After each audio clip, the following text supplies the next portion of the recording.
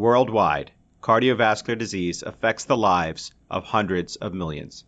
Dedicated cardio nerds everywhere are working hard to fight this global epidemic. These are their stories.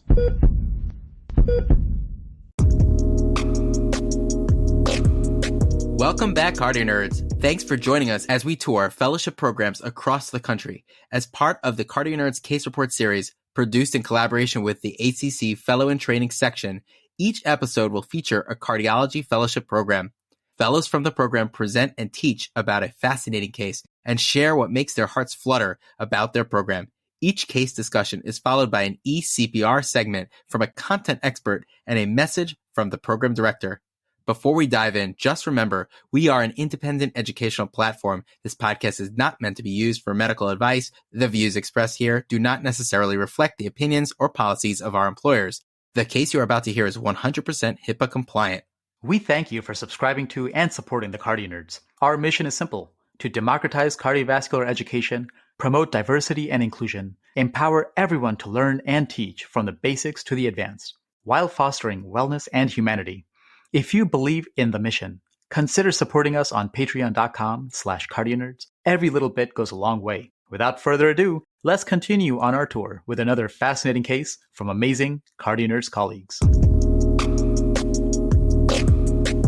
CardioNerds, we are back with another case. Super excited to learn from our colleagues at Boston University Cardiology Fellowship Training Program. Incredibly thrilled to have joining us today Drs. Anshul Srivastava, Dr. Yuliya Mints, and Dr. Michel Ibrahim. Folks, welcome to the show. Can't wait to dive in, but first, tell us who you are. Hey everyone, my name is Anshul Srivastava, a third-year general cardiology fellow here at Boston Medical Center. I was born and raised in Cincinnati before making my way to Boston, where I then did my internal medicine residency at BMC. I loved it so much that I decided to stay here for fellowship. When I'm not nerding out about cardiology, and specifically lipid-lowering therapies, #Rosuvastatin, I love to check out all the awesome breweries and restaurants that we have here in New England. Hi guys, my name is Yuliya Mints and I'm a second-year general fellow. I completed my internal medicine and chief residency at Boston Medical Center and stayed here for fellowship. Some of my favorite things to do in Boston are activities with my family, such as visiting the aquarium or the zoo, or taking walks along the Esplanade. Hey there, my name is Michel Ibrahim. I'm a third-year fellow. I'm originally from Syria, born and raised in Port-au-Prince, Haiti. I did my medical school in the Dominican Republic. I completed my internal medicine training at the University of Miami, and before bringing my talents to Boston for my cardiology fellowship. I have an interest in heart failure and global cardiovascular health, and I'm currently applying for an advanced heart failure transplant fellowship. Anshul, Yuliya, Michelle, oh my God, this is already amazing. The chemistry here is fantastic. And #Rosuvastatin, you had me there. Oh my gosh. Let me get composed over here and ask you guys to take us to Boston. We've already said how much we love the city in previous episodes, but I want your view of Boston. Take us to your view of Boston and what makes you excited about the city, and then take us to your favorite place so we can talk some serious cardiology. All right, guys, welcome everyone to Boston, where we are coming to you live and direct from the historical Fenway Park, home of our beloved Red Sox.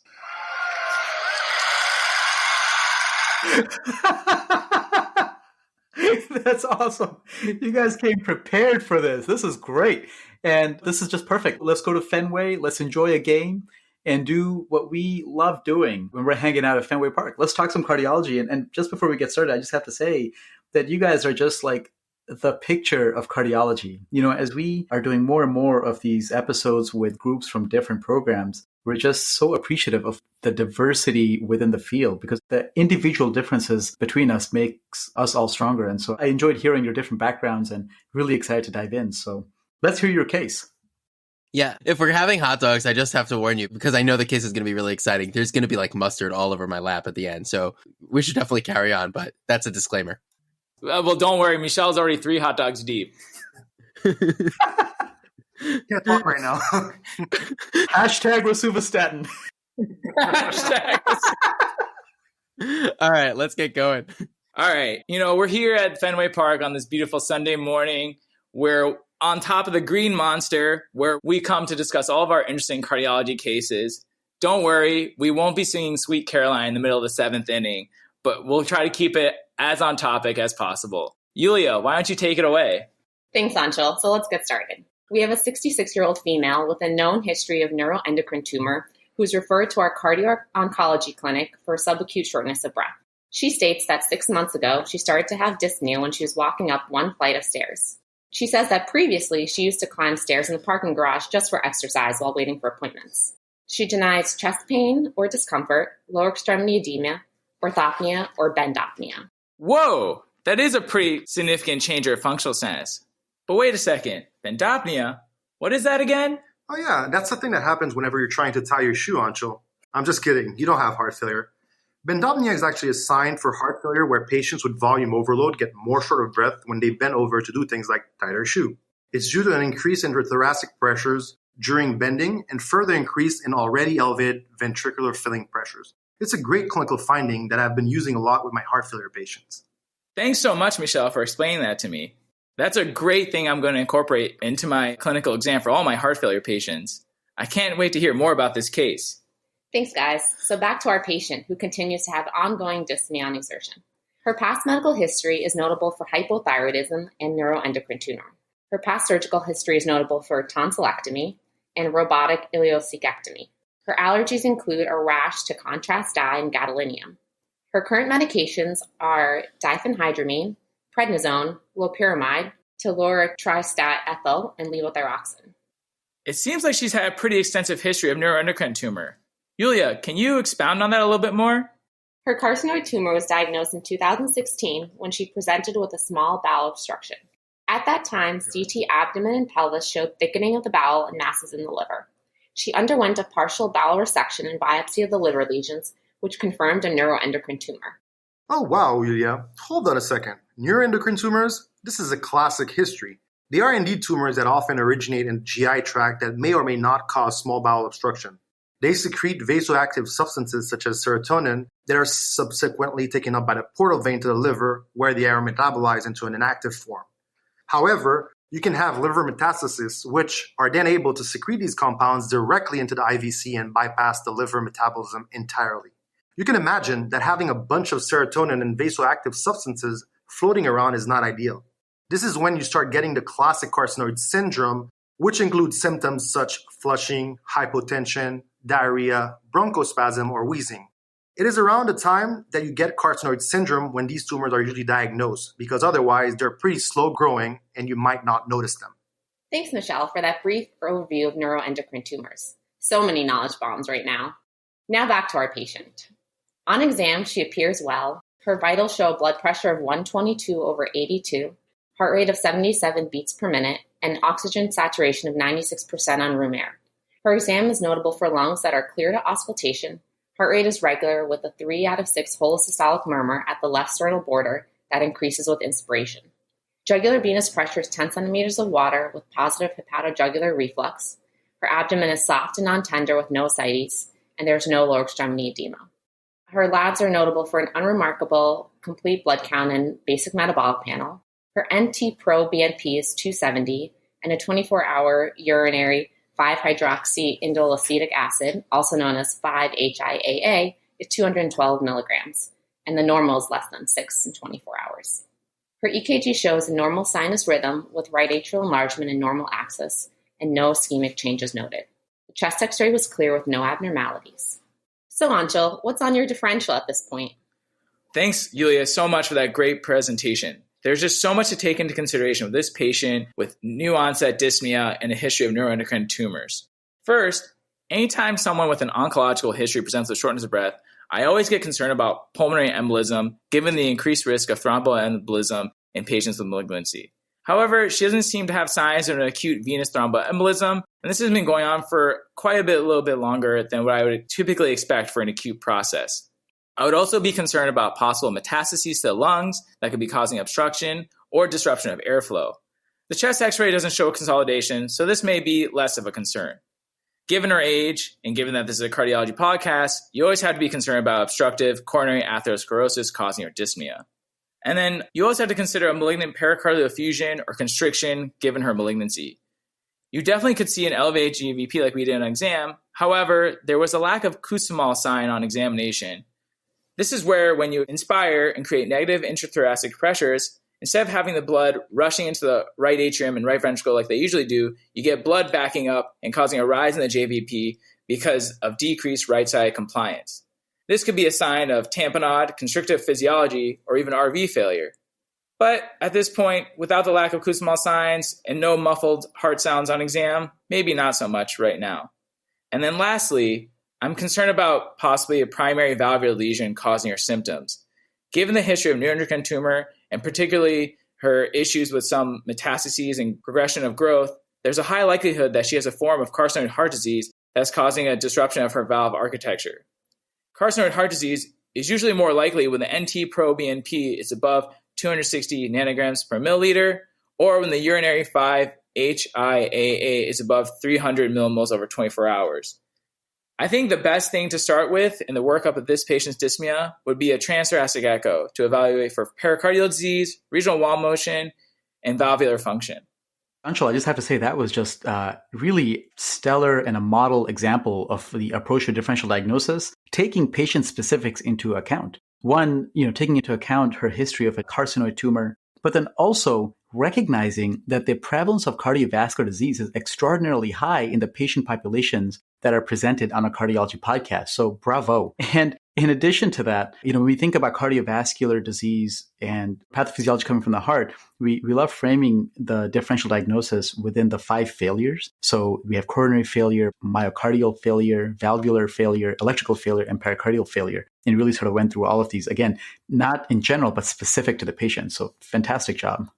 Yeah, and I just add, I loved how you put carcinoid syndrome and valvular disease last on your differential. And not because it's necessarily last on your differential for this particular patient, but because you're highlighting that you need to think about your patient broadly. This isn't a board question setting you up for carcinoid syndrome, talking about a patient with previous carcinoid syndrome now coming in with heart failure, and the answer is going to be carcinoid syndrome. That's not how it works in real life. As we know, not all patients follow the books. And to have this systematic way of going through your patient and thinking about him, whether it's using the 5 failures or whether it's going through a differential diagnosis for any patient with this, is just absolutely critical and definitely life-saving. So kudos on that, especially discussing tamponade, which would be more concerning and something more urgently needing to be addressed. So that was a pleasure to listen to.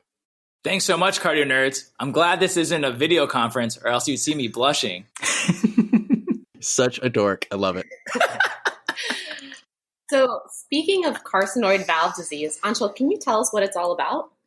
Definitely. So as Michel said earlier, neuroendocrine tumors can cause heart disease because when there are liver metastases, these tumors secrete the vasoactive compounds like serotonin and bradykinin directly into the systemic circulation, which allows them to bypass the liver metabolism. This not only leads to carcinoid syndrome, but also can cause changes to heart valves.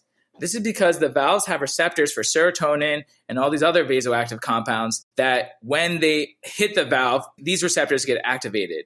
It then upregulates inflammatory cytokines and fibroblast activation, which over time causes fibrosis and retraction of the valves, which ultimately leads to valvular regurgitation. Whoa, that is some crazy physiology. Come on now, don't keep us waiting. Tell us what was on the echo. Coming right up. So the transthoracic echo showed overall normal left ventricular systolic function with an ejection fraction of 55%. The right ventricle was moderately dilated with normal systolic function, and the right atrium was severely dilated. The tricuspid valve leaflets were thickened, calcified, and retracted. There was central malcoaptation of the leaflets causing severe central tricuspid regurgitation as seen on color and spectral Doppler. The pulmonic, mitral, and aortic valves looked okay overall. Thanks so much, Yuliya, for walking us through that echo. Those look like classic signs of carcinoid heart disease with the fibrosed and retracted leaflets causing regurgitation.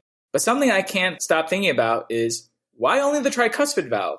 Great question, Anshul. If you remember from earlier, once you get liver metastases, the tumors that secrete serotonin and other vasoactive substances now have a direct route to the heart in right-sided valves via the IVC. These compounds can metabolize into a less reactive form by an enzyme called monoamine oxidase. And this enzyme actually hangs out in a bunch of places such as the liver and also the lungs.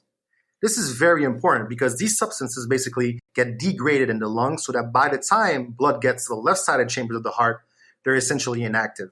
And they're not able to cause the same inflammatory reaction with the mitral and aortic valves. So classically, the tricuspid and pulmonary valves are the most affected, with the echo showing thickening and retracted valves that lead to worsening regurgitation over time and eventually right heart failure. Oh yes, it's all coming back to me now. My mind is basically sitting in the ocean getting hit with wave after wave of information about carcinoid heart disease. It's also important to note, Michel, that left-side heart valves can be affected, but only in instances of high tumor burden, pulmonary metastases, or with a patent foramen ovale or atrial septal defect. That is correct. Also, don't forget, if you can't get a look at the valves with a transthoracic echo, you can also consider doing a TEE or a cardiac MRI for better evaluation. This is all great learning, guys, but what do we do to treat it? Yuliya, hold your horses. I was getting there in a second. Were you? I feel like you're just daydreaming about how many more hot dogs you were going to eat. I will neither confirm nor deny that story. But getting back to Yuliya's question, there are a lot of important things to consider when treating carcinoid heart disease. First off, you have to treat the underlying tumor aggressively. This is where it's important to have a close relationship with your oncology friends so that it can help you out. The first line of treatment is somatostatin and its analogs. This is because they can bind to the tumor and inhibit further secretion of serotonin. This helps to treat the symptoms and slow tumor growth. After that, modalities such as chemotherapy, surgical resection, and embolization can be and typically used in more aggressive disease. Oh, okay, but didn't we come to Fenway Park to discuss carcinoid heart disease? What do we do about that? Right you are, Yuliya, and this is where management can get tricky. Since it is a rare disease, the data that we have is limited. But there are some mainstays of treatment that apply to every patient with carcinoid heart disease. First, you want to control the symptoms of the heart disease, which mainly centers around volume given the valvular regurgitation. The first line of medications consists of diuretics like our old friend furosemide. Me and furosemide have had great times together. Don't make this awkward. Yeah. Anyway. I also have been always tempted to take furosemide, but I'll never do it because it's not safe. Speaking of great times with diuretics, I'd also add mineralocorticoid antagonists, especially spironolactone for right-sided heart lesions. Just tend to have a lot of efficacy here in terms of like the splanchnic fluid overload. Thanks so much. Diuretics like furosemide and spironolactone are really mainstays of treatment. And hopefully we can get over how awkward Michel just made this. But anyway, you try to medically manage these patients as best you can with diuretics, always being mindful not to volume deplete these patients too much. If their symptoms are stable, you can get by with these patients with just medical management and close clinical follow-up with serial echocardiograms. However, over time, the regurgitation can process to a point that patients start to have worsening symptoms despite medical therapy and have progressive dilatation of the right ventricle and declining function. Once you get to this point, you really have to start thinking about intervening on the valve. And that's when it's time to call in our surgical colleagues. When you're thinking about replacing the valve, and specifically surgery, there are a lot of things to take into consideration. First, you need to think about what type of valve you're going to put in. A mechanical valve is tricky because the chronic long-term anticoagulation with Coumadin can be risky, given that many of these patients will have liver dysfunction. In addition, they're usually going through a lot of other procedures which may require frequent interruptions in anticoagulation. Because of all of this, we prefer a bioprosthetic valve most of the time. However, before you put in a bioprosthetic valve, you have to have the malignancy under good control, or else the 5-HT can cause degradation of the bioprosthetic valve over time, just like it did with the native valves. Oh yeah, last thing you want is the new valve to be worn out really quickly. Yep, and when you finally decide to proceed with surgery, you have to do a lot of preparation. Usually patients are admitted a day or two earlier to be started on an octreotide drip, because when these patients get to the operating room, the stress of the surgery and anesthesia can cause the neuroendocrine tumor to go haywire and start secreting a ton of serotonin and eventually lead to a carcinoid crisis, which consists of hypotension, bronchoconstriction, cardiac arrhythmias, and facial hyperemia. The octreotide drip is continued throughout the surgery and post-op. Sometimes they have to get additional boluses of octreotide while on the drip. This really highlights the importance of a multidisciplinary approach to the valve surgery in these cases with cardiology, oncology, surgery, and anesthesia. Good thing we have such a good collaboration with all these specialties, because this is definitely a complicated disease and requires a lot of minds being put together to tackle it. Absolutely. So getting back to our patient, we started her on furosemide with improvement in her symptoms, and our plan is to continue to follow her closely in cardiology and oncology clinic. She's currently on a somatostatin analog, but unfortunately has had some progression of her tumor, so she's currently on a trial regimen of chemotherapy. We're going to hold off on valve replacement as long as we possibly can to allow for oncology to control the disease before thinking about replacing the valve. Guys, I'm so glad you brought this case. Of course, carcinoid heart disease predominantly affects the right-sided heart valves, as you outlined, in the absence of a shunt physiology or pulmonary involvement. But it's such a great example of primary disease affecting the tricuspid valve, which is a valve that I personally find very challenging when I take care of patients with tricuspid regurgitation, because oftentimes the symptoms that patients develop over time with TR are vague. And by the time you really are fixated on it, there's already been tremendous downstream effects in terms of RV dysfunction from chronic volume overload and organ dysfunction from congestive hepatopathy, which may progress to cirrhosis, and or kidney dysfunction, which can progress to advanced stages of CKD. So oftentimes, by the time you're ready to treat the TR, there are other downstream effects that end up co-opting the overall morbidity and mortality for that patient. And just stepping back, the causes of TR, overwhelmingly 90% or so, are secondary to RV dysfunction from volume overload, pressure overload, and or primary myocardial disease with annular dilation and increased tethering forces, and or right atrial disease and dilation from atrial fibrillation or the atrial functional TR. And this is a case where it's not secondary or functional TR. This is an example of primary TR, which can occur for a variety of reasons, like radiation heart disease, rheumatic heart disease, endocarditis, Epstein's anomaly, and in this case, carcinoid heart disease. And so in this situation, I think it's just so beautifully outlined the potential need for a structural intervention if there's worsening symptoms that are not responding to medical management, and or there is evidence of worsening downstream effects that can essentially take over the morbidity and mortality, whether or not you fix the valve. And so just a great example of the approach to a very specific cause of primary TR in a disease process, specifically TR, that ends up being clinically difficult to manage and approach overall. Really glad that we went over this. Yeah, thank you so much, Amit, for that overview of TR and the different causes of tricuspid regurgitation. And I think this case also highlights, given that she had primarily tricuspid regurgitation, it also kind of circling back explains why she may not have had bendopnea during her initial presentation, because bendopnea typically is a reflection of elevated wedge pressures. And since this lesion is primarily right-sided, we will not typically see the elevated wedge pressures and the bendopnea associated with a tricuspid-only lesion. That's fantastic. And this is a great overview of carcinoid and a deep dive into carcinoid, I should say. And then also with a focus on the tricuspid valve. And this patient didn't come in with bendopnea. This problem is more of a right-sided problem secondary to the carcinoid affecting the tricuspid valve. And again, folks, you definitely want to check out these images on the blog. It's very enlightening to see that discordance between the RV and RA size when you compare it to the LA and LV size. And it really helps us identify the break in this system that's causing her to have these symptoms. And remember, patients with RV dysfunction or patients with severe tricuspid regurgitation can present with shortness of breath. It's not always directly related to the wedge. It could be a little bit more complicated. And, we're maybe not getting that adequate amount of flow from the RV to the LV to pump to the body. And that may be represented as the patient having shortness of breath just by not getting that adequate cardiac output for what they require. So it's definitely very interesting to always put the patient's symptoms onto the etiology of the cardiac dysfunction. And you guys did such a great job. And it's been such a pleasure to see how you guys localized the issue with this particular patient and then attacked it to improve the patient's symptoms. Yeah, and this can be such a challenging disease just to diagnose to begin with, right? Because a small minority of the population will get neuroendocrine tumors. A minority of those patients will have functional carcinoid syndrome with vasoactive substances that will cause this triad of bronchospasm and flushing and diarrhea. And then a smaller proportion of those patients will actually get carcinoid heart disease with valvular dysfunctions, heart failures, and arrhythmia.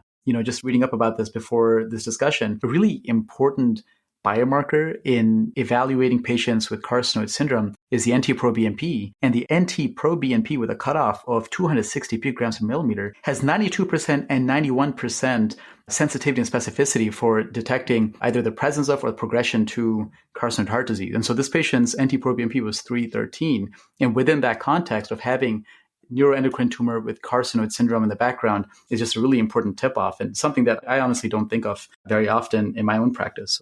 And I'll just add that we have to remember that the tricuspid valve is the one that's more evolved with carcinoid syndrome, but as we talked about earlier, the milieu of those neuroendocrine tumor is washing over the pulmonic valve as well. And so that could be involved. And so you want to have a good look on your echo. And sometimes the TE, the transthoracic echo, gives you a better picture of that pulmonic valve. So especially if you're going to be doing surgery to fix the tricuspid valve, you may want to assess that pulmonic valve before you do so, just to make sure that's not involved in contributing to the patient's symptoms.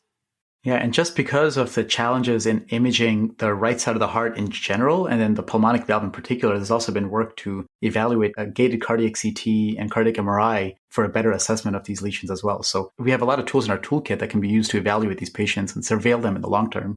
So this patient, thankfully, has had a very nice course under great care. Anshul, you were going to give us a few high-yield takeaways. Definitely. So in this case, we learned a lot. But just to highlight some important things is, one, carcinoid heart disease typically affects the right side heart valves and is characterized by fibrosis due to the secretion of inflammatory markers by the primary tumors. And two, leads to very classic echo findings, which include fibrosed and retracted valve leaflets leading to valvular regurgitation, and that this is primarily on the right side due to the ability of monoamine oxidase to metabolize these vasoactive compounds in the lungs before it reaches the left side heart valves. But that doesn't mean that you can't have left side involvement when you have things such as a PFO, ASD, or pulmonary Mets. And that three, management really consists of symptomatic management of the heart failure with our old friends furosemide and spironolactone and other diuretics. However, if patients are developing progressive symptoms or showing signs of right ventricular decline or dilatation, really you should be thinking about surgical intervention on that valve. And that four, valve replacement really requires a multidisciplinary approach because these patients are very complex and will require a lot of pre-op evaluations and a lot of care during the actual operation and post-op to make sure that they are able to get the valve intervention safely. Thanks, Anshul. That's actually a wrap for our case. Maybe next time we'll see you guys at Fennell Hall to discuss another case. I'll be there for sure. You guys are on. We're definitely down. You better bring us with you guys because we can't. We're going to have so much FOMO. It's ridiculous. That fear of missing out for anybody who doesn't know what FOMO is. You guys are such a fun group, and you selected such an incredible case that really highlights so many aspects, right? I mean, from listening to the patient at the bedside with their symptoms and a detailed physical exam, taking together their entire history to develop a pristine differential diagnosis. You modeled really incredible clinical reasoning. And then using a multi-modality diagnostics with imaging and understanding their carcinoid heart disease syndrome in the past, and taking a heart team approach with the oncologist and the surgeon, the heart failure attending, the cardiovascular imager, to really develop such a great trajectory for this patient. So I'd love to hear from you guys. What attracted you to cardiology? What do you love about cardiology? And what was it that brought you to Boston University to train for cardiology? I was initially attracted to Boston Medical Center for my training for the diverse patient population that it serves. It has helped me develop my creativity for addressing the unique challenges that our patients face. The reason I wanted to stay at Boston Medical Center to continue my training for cardiology fellowship is because of the incredible co-residents and fellows and faculty that I met. I feel that they are all committed to my training and helping me to succeed. I'm especially inspired by the impressive women in cardiology presence. I wouldn't have done it any differently. What drew me to Boston Medical Center was that we are a hospital that is committed to the mission of serving the healthcare needs of the underserved in our population. This is combined with world-class teaching and training by our amazing faculty and staff. We as fellows are always just so impressed by the collegiality of our department and the passion that our attendings have to see us succeed. I came to BNC for residency and have been so blown away by the training and relationships that I have formed here over the years. I think that is a huge reason as to why once people come to BMC, they really do stay for life. I decided to go into cardiology after growing up in a country, Haiti, where there are a handful of cardiologists for a population of nearly 14 million. A lot of different types of cardiomyopathies, from postpartum cardiomyopathy, cardiac amyloidosis, and other forms of cardiomyopathies that remain undiagnosed and poorly treated due to the lack of structure and resources. Boston Medical Center offered me a unique mentorship opportunity to help me cultivate and grow my interest in global cardiovascular health, and also allows me to be involved in Haiti while completing my cardiovascular training. Boston Medical Center mission to serve the underserved as the largest safety net and trauma hospital in New England is why I made the initial decision to come to Boston. Combined with a great clinical training, I would choose BMC all over again. Guys, I'm really speechless. We do these recordings. We love doing these recordings. But when we have people come on the show like you guys with such an A game and such a love for cardiology and such a devotion to patient care like you do, and also a love from your institution, this is just such a pleasure. You have to see Amit and I are just chatting so excitedly. The energy is electrifying, and going through this case with you has been such an absolute pleasure, and we are definitely coming back as soon as possible. So, guys, thank you so much for joining the show, and thank you so much for joining the CardioNerds family. No, and thank you for allowing us to be part of this great project. I know here at Boston Medical Center, a lot of us are cardio nerds in both the way we practice and also how often we listen to this podcast and how we're continually learning from your guys' podcast and your energy and devotion to the field of cardiology. So thank you again, and we really appreciate this project that you've undertaken.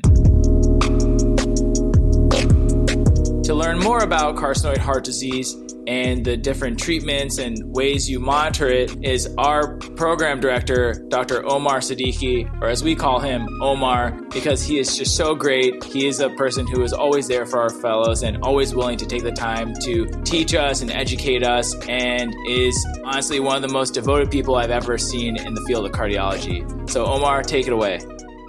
Hi, everybody. My name is Omar Siddiqi, and I'm a cardiologist at Boston Medical Center. I attend in the Cardio-Oncology Clinic and at the Boston University Amyloidosis Center. I'm also the program director of the Cardiology Fellowship at Boston Medical Center. Before we get started with our discussion today, I would like to thank the entire CardioNerds team for this awesome initiative. It has been a true pleasure to get to know cardiology fellows and cardiology programs from across the country. You all have just heard an insightful discussion by 3 of our amazing fellows at Boston Medical Center on carcinoid heart disease based on a patient from our cardio-oncology clinic. I wanted to thank our patient for consenting to have her story shared with the cardiology and medicine communities in general, in the hopes that generations of cardiologists and clinicians may learn from her condition. We're really grateful to her for her generosity. So in the next few minutes, I will add a few practical considerations to the care of patients with carcinoid heart disease on top of what you guys have already heard. So as you have heard, carcinoid heart disease is a cardiac manifestation of carcinoid syndrome. Carcinoid syndrome is caused by vasoactive substances produced by neuroendocrine tumors, most commonly those located in the small intestine with liver or pulmonary mets. Carcinoid syndrome is essentially a function of altered tryptophan handling.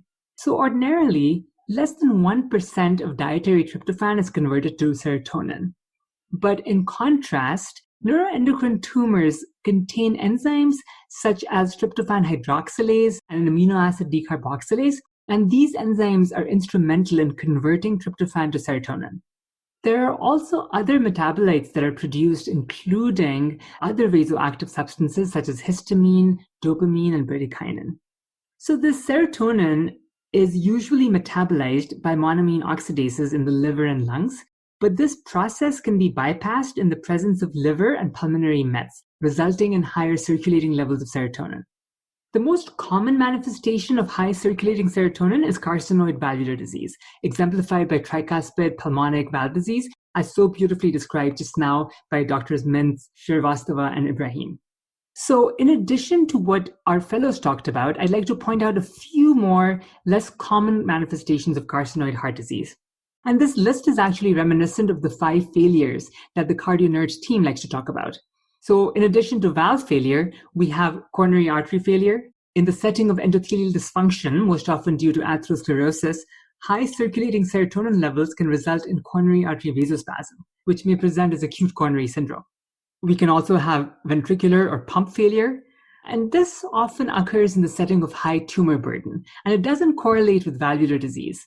High tumor burden results in neuroendocrine tumors infiltrating the myocardium. And this can be manifest as multiple cardiac tumors or solitary, well-circumscribed cardiac tumors in the atria or ventricles, often associated with the atrial septum or the ventricular septum.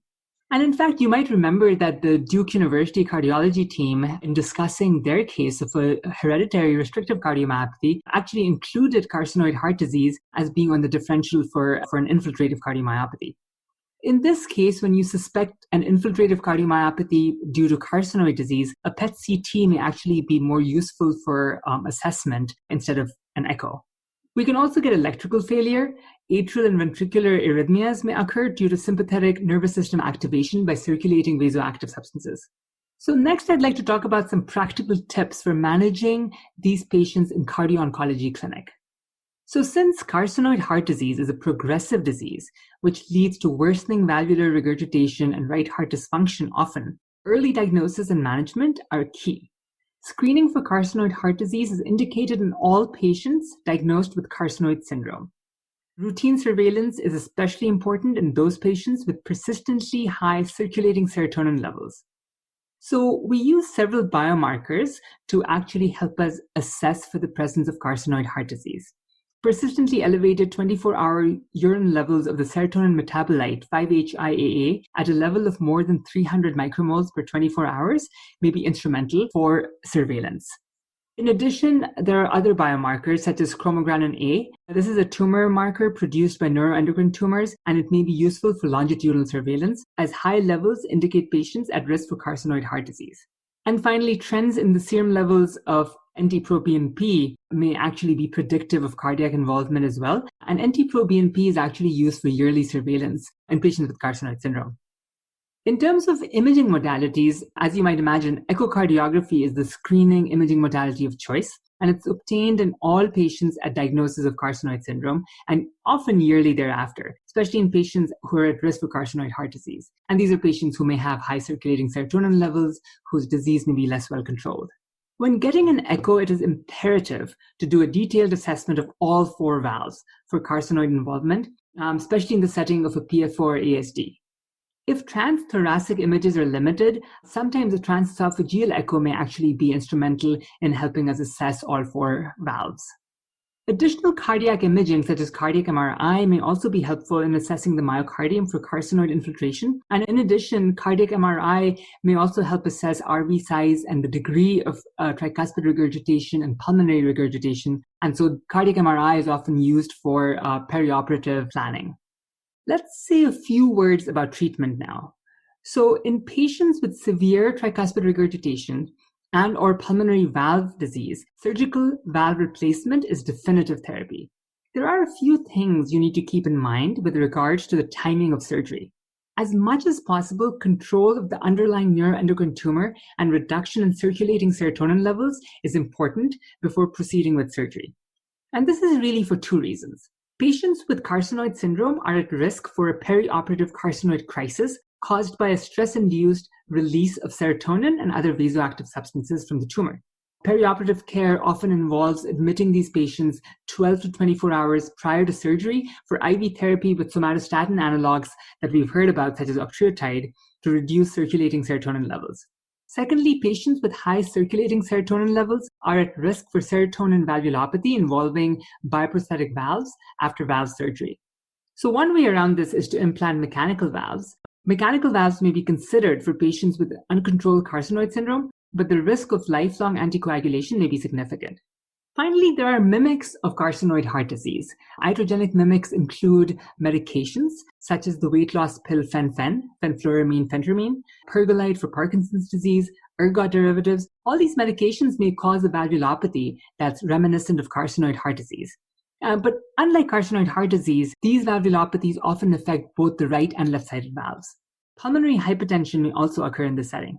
So I want to leave you with this message. The effective care of patients with carcinoid heart disease requires a collaborative, multidisciplinary effort involving oncologists, cardio-oncology specialists, cardiac imagers, cardiac anesthesiologists, and cardiac surgeons. Perioperative planning and control of circulating serotonin levels is key to prevent a carcinoid crisis and to prevent serotonin valvulopathy of bioprosthetic valves.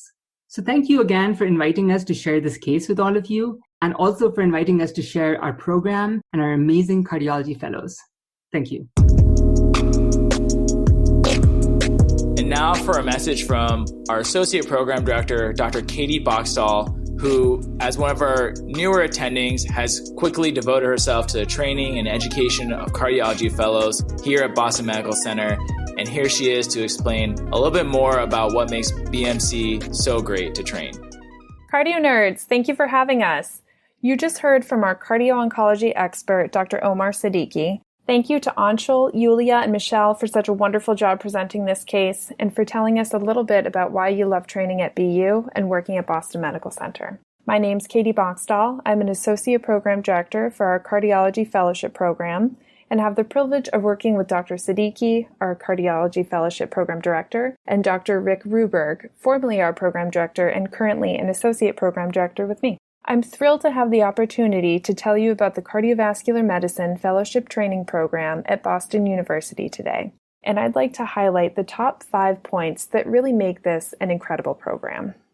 First, when I think about working at Boston Medical Center, I think about our motto of exceptional care without exception.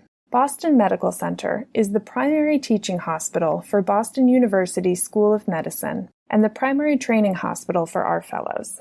BMC is the largest safety net hospital in New England and draws an incredibly diverse patient population from all over the region and the world. The physicians and trainees that choose to come to Boston Medical Center are truly dedicated to the mission, and it's inspiring to work with them. For these reasons, diversity and inclusion has always been at the core of our program. It's very important that the composition of our fellowship reflects the patients that we take care of.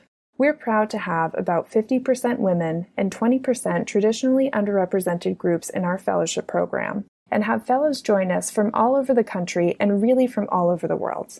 Second, individualized mentorship is central to our program. It's our priority to make sure that each fellow gets what they want out of training and feels supported in pursuing their chosen career path through close mentoring beginning in the first year of fellowship. We have a strong track record in research training and research mentoring at BU, drawing from a wealth of research opportunities through Boston University, home of the Framingham Heart Study. This includes mentored research opportunities funded by T32 grants through the Whitaker Cardiovascular Institute and Framingham Heart Study, and many of our fellows have built successful research careers through this pathway. Third, fellows leave BU as very strong clinicians. Our fellows receive a really outstanding clinical training, and this goes back to our patients. We have the privilege of caring for a socioeconomically and ethnically diverse patient population that brings a breadth of cases to Boston Medical Center. BMC is a busy hospital, and this volume lends itself to excellent training from the non-invasive labs to the procedural space. Our fellows have a high degree of autonomy and independence, always with an appropriate amount of support. We have a very collegial and friendly environment to work in, where faculty and fellows really work together as colleagues. Fourth, BU's location in the city of Boston is a real asset. Boston is a beautiful city with amazing culture, arts, restaurants, sports, and outdoor activities. The medical campus is located in the historic South End, one of the most vibrant neighborhoods of the city. Not only is Boston a wonderful place to live, but the proximity of all the major academic centers in Boston has created the academic, collaborative environment that the city is known for. This brings opportunities for collaborative research across institutions and additional training, including away rotations tailored to a fellow's particular area of interest. Finally, the common thread running through all these points is the people. At BU, you're working with people dedicated to our mission of exceptional care without exception, and dedicated to fellow mentorship and career development in an extremely collegial, collaborative, and supportive environment. The faculty, fellows, all members of the care team, and everyone in our BU family are what makes our program really special. CardioNerds, thank you again for having us. Wow, what an amazing episode. A huge thanks to the fellows and faculty for enriching us with another terrific discussion and an incredible addition to the CardioNerds Case Report series. Be sure to check out the show notes for all the case media available for review, key take-home points and discussion points, and links to the program. If you'd like the educational takeaways and graphics delivered directly to your email, sign up for the Heartbeat, the CardioNerds newsletter, by clicking on the link in the episode show notes. We thank the ACC Fellow in Training section chaired by Dr. Nosheen Reza for their incredible support and collaboration. And a very special thanks to our phenomenal production team for elevating the platform. Colin Blumenthal, Tommy Das, Eunice Dugan, Rick Ferraro, Evelyn Song, and Bibin Varghese, internal medicine senior residents at the Johns Hopkins Hospital, as well as the team med ed mentor and University of Maryland cardiology fellow Karan Desai. If you love the show as much as we do, be sure to spread the word, rate and review us on your favorite podcast platform, and consider becoming a patron of the show on Patreon. All right, that's a wrap. Time to make like an S2 and split.